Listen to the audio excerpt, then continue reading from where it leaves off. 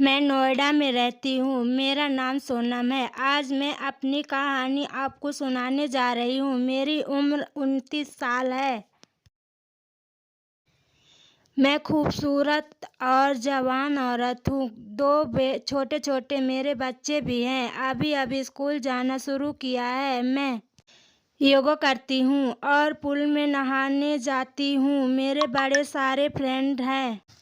सबके साथ मेरा उठना बैठना है और मैं बहुत खुश रहने वाली औरत हूँ। पर कई बार ज़िंदगी में कुछ ऐसे मोड़ आते हैं जहाँ पर लोग बहक जाते हैं। वैसे मैं भी बहक गई। जैसे आपको भूख लगे तो खाना चाहिए, वैसे ही जब वो सब करने की इच्छा पूरी नहीं हो पाती अपने घर में अपने पति के साथ, तो वह औरत बाहर भी जा सकती है, क्योंकि आजकल ज़माना बदल गया है। पहले का ज़माना कुछ और था।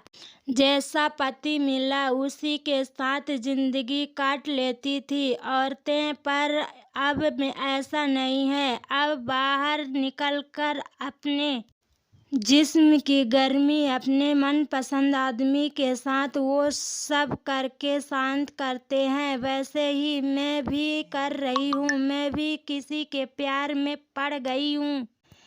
मेरी एक दोस्त है जानू। जानू का हस्बैंड बहुत ही सेक्सी और हॉट आदमी है। मेरे से वह थोड़ा बड़े हैं। जब मैं पहली बार उससे मिली थी तब भी मैंने डिसाइड कर लिया था कि मैं इनके साथ संबंध बनाकर ही रहूँगी। उस दिन से जानू के यहाँ मेरा आना जाना ज़्यादा हो गया और मैं आने जाने लगी। जानू स्कूल में टीचर है और उनके दो जो पति हैं वह एक आईटी कंपनी में काम करते हैं। उनका जाना बहुत कम होता है। वह घर से ही काम करते हैं, इसलिए वह घर पर ही रहते हैं।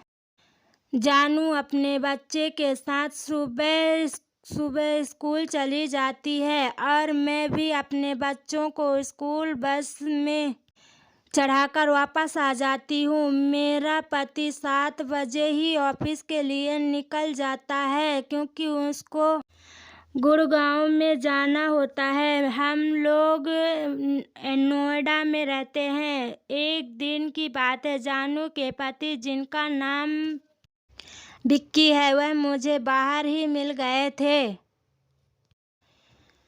मैं बच्चे को छोड़कर आ गई थी। मैंने उनको हेलो भैया बोला। उन्होंने मुझे हेलो बोला और उन्होंने कहा कि आप मुझे भैया बोलते हो तो अच्छा नहीं लगता है। फिर उन्होंने ऑफर किया कि चलिए चाय पीते हैं, आपको मैं खुद अपने हाथों से चाय बनाकर पिलाऊंगा। और मैं उनके घर चली गई। जानू तो थी नहीं। मैंने उनसे यह भी कहा कि अगर जानू को पता चल जाएगा तो कि मैं उनके पति के हाथ का चाय पी रही हूँ, तो शायद मुझे दोबारा आने भी नहीं देगी और हो सकता है वह मुझसे दोस्ती भी तोड़ दे। तो उन्होंने कहा, आप बताओगे तो पता चलेगा, मैं तो नहीं बताऊंगा। आप भी मत बताना। यही से शुरुआत होती है प्यार की कहानी, नई जिंदगी की कहानी, एक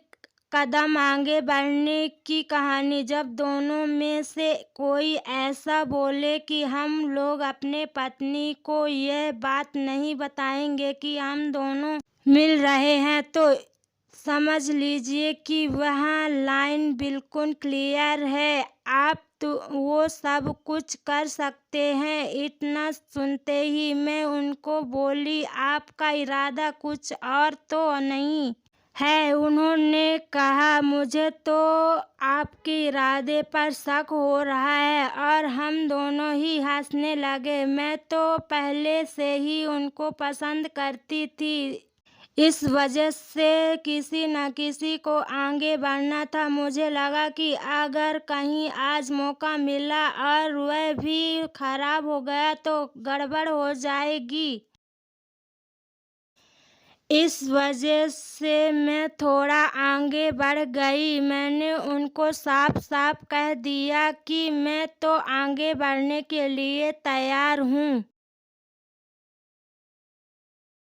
अब आप अपना देख लो। उन्होंने कहा, मैं भी तो इसी इंतज़ार में हूँ कि आप थोड़ा आगे बढ़ें। मैं थोड़ा आगे बढ़ी और ऐसा ही हुआ। हम दोनों थोड़ा-थोड़ा आगे बढ़े और एक दूसरे की बाहों में आ गए। मैंने कहा, पहले चाय तो पी लेते हैं। उन्होंने कहा, चाय बाद में पी लेंगे, पहले दूध पी लें। और उन्होंने मुझे गोद में उठाकर अपने बेडरूम में ले गए। मैं अभी नाइट ड्रेस में ही थी। उन्होंने ऊपर मेरे नाइटी को उतार दिया, मेरे आँखों को खोल दिया। अब हम दोनों एक दूसरे को किस करने लगे। अब हम दोनों ही एक दूसरे को खुश कर रहे थे, एक दूसरे के शरीर को टटोल रहे थे।